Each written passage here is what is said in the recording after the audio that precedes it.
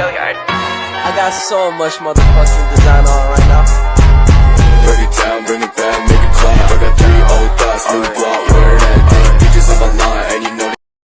Assalamualaikum warahmatullahi wabarakatuh. Kembali lagi bersama kami dengan pembahasan manajemen PAUD yang beranggotakan Inada Karmita Putri, Amanda Amelia, dan Cynthia Putri Utami.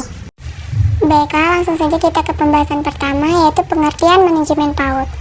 Manajemen PAUD adalah suatu upaya mengelola, mengatur, dan serta mengarahkan proses interaksi edukatif antara peserta didik, guru, dan lingkungan secara teratur, terencana, dan tersistem untuk mencapai tujuan pendidikan anak usia dini. Manajemen pendidikan anak usia dini atau taman kanak-kanak pada dasarnya merupakan implementasi manajemen pendidikan, yaitu keseluruhan proses pendayagunaan semua sumber daya manusia maupun bukan manusia dalam rangka mencapai tujuan instruksional pendidikan prasekolah. Selanjutnya ada ruang lingkup manajemen PAUD yang terdiri dari manajemen program pembelajaran, manajemen kesiswaan, manajemen kepegawaian, manajemen sarana dan prasarana, manajemen keuangan, dan yang terakhir manajemen hubungan dengan masyarakat. Pertama, manajemen program pembelajaran.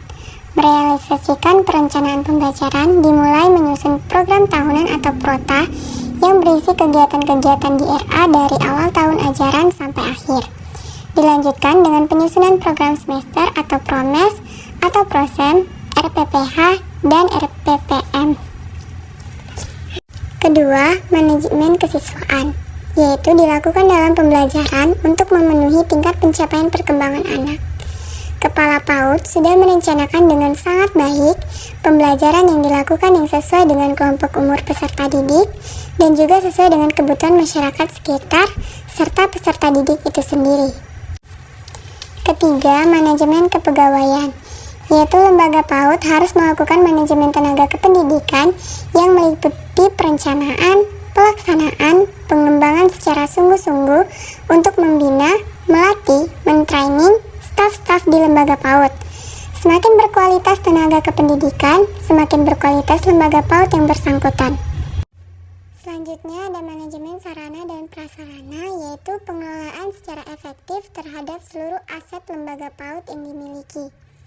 Beberapa bentuk aset sarana dan prasarana tersebut mencakup tanah dan bangunan PAUD, perangkat, pembelajaran yang terdiri dari alat-alat permainan edukatif atau APE, baik yang indoor maupun outdoor, jasa, dan lain sebagainya. Kemudian ada manajemen keuangan, yaitu keseluruhan proses pemerolehan dan pendayagunaan uang secara tertib, efektif, efisien, dan dapat dipertanggungjawabkan dalam rangka memperlancar pencapaian tujuan pendidikan.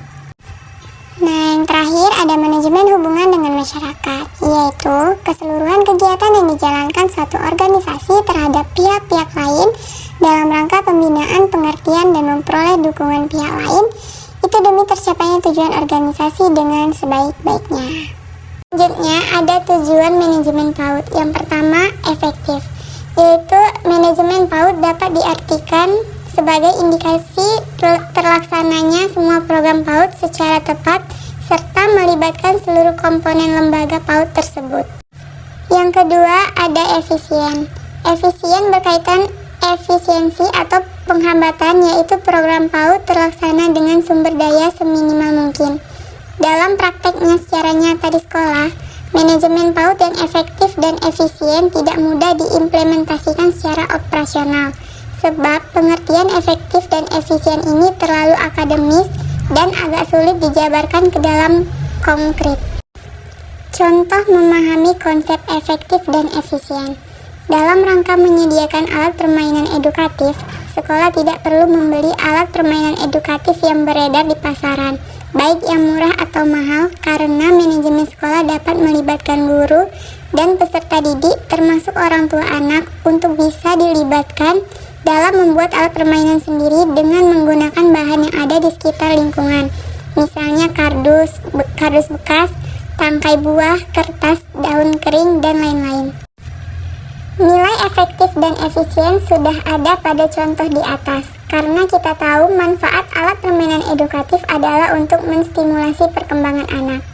Dari segi manfaat yang dikatakan sama dan dengan pengeluaran biaya untuk mendapatkannya lebih murah daripada alat permainan edukatif buatan pabrik, maka bisa dikatakan membuat alat permainan edukatif PAUD yang melibatkan guru dan anak didik dapat membantu menstimulasi anak dikatakan efektif dan efisien, atau manfaatnya dapat, hematnya dapat.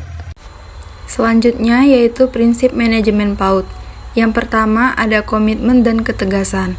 Komitmen ditujukan kepada kesanggupan kepala sekolah dalam memajukan lembaganya. Guru, staf administrasi anak didik, orang tua, dan lingkungan masyarakat harus turut mendukungnya.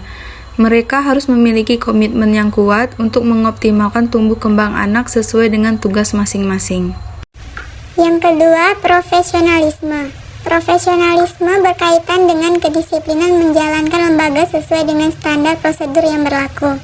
Lembaga PAUD yang dikelola dengan profesional akan lebih unggul dan tampak lebih rapi, disiplin, teratur, dan jelas dalam melaksanakan program. Yang ketiga, ada komunikasi dan koordinasi.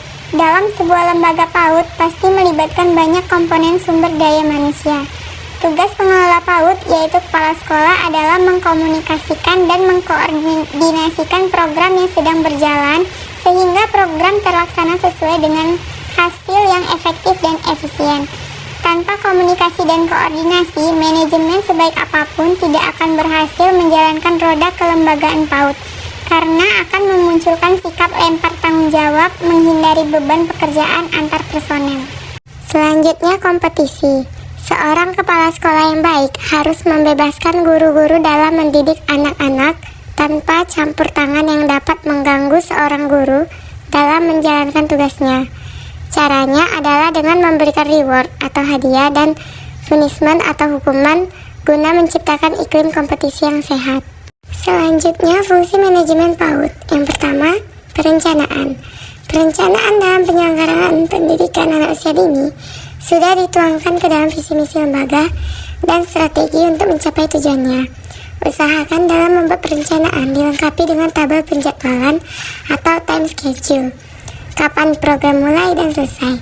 Perencanaan ini akan membuat program berjalan matang dan tepat waktu. Kedua, pengorganisasian. Selain perencanaan yang matang, hal yang tidak kalah penting dalam keberhasilan program PAUD adalah pengorganisasian. Bagilah tugas secara profesional sesuai dengan kemampuan yang dimiliki masing-masing sumber daya individu yang ada. Dengan adanya manajemen PAUD, pengorganisasian akan dapat dilakukan dengan mudah karena komponen PAUD yang di dalamnya terdapat sumber daya dapat bekerja bersama-sama, membentuk sebuah sistem untuk mencapai tujuan tertentu. Yang ketiga, kepemimpinan. Seorang pengelola PAUD tidak boleh disibukkan dengan pekerjaan intern lembaga yang dipimpinnya. Ia harus melihat keluar mencari ide dan inspirasi baru agar PAUD yang dipimpinnya bisa maju. Pengelola PAUD juga harus mengajar di kelas dan tentu jam pengajarnya tidak sebanyak guru-guru lain, karena ia juga harus tahu kondisi lapangan dengan instansi yang dipimpinnya sehingga ia mengetahui persis program yang bagaimana yang seharusnya dilaksanakan. Yang terakhir, pengawasan. Rencana program harus diawasi atau dikontrol atau disupervisi yang tujuannya bukan untuk menilai baik atau buruk, akan tetapi seorang kepala sekolah harus memberikan motivasi, arahan dalam lebih mengoptimalkan lagi hasil kerja yang dicapai para individu. Baiklah, selanjutnya ada 2 rujukan dari materi manajemen PAUD. Yang pertama yaitu dari Surdaini M 2020, implementasi manajemen berbasis sekolah untuk meningkatkan mutu pendidikan di SMP Negeri 17 Purworejo, Cakrawala, Jurnal Manajemen Pendidikan Islam dan Studi Sosial, halaman 21-33. Yang kedua ada Ramadina E. Said U dan Tulung Agung AR 2022, Manajemen Pendidikan Islam di Lembaga PAUD atau Pendidikan Anak Usia Dini, Jurnal Tunas Aswaja, halaman 19-23. Baiklah teman-teman, itulah pembahasan kami mengenai manajemen pendidikan anak usia dini. Semoga bermanfaat dan dapat dipelajari. Terima kasih. Wassalamualaikum warahmatullahi wabarakatuh. hard, fuck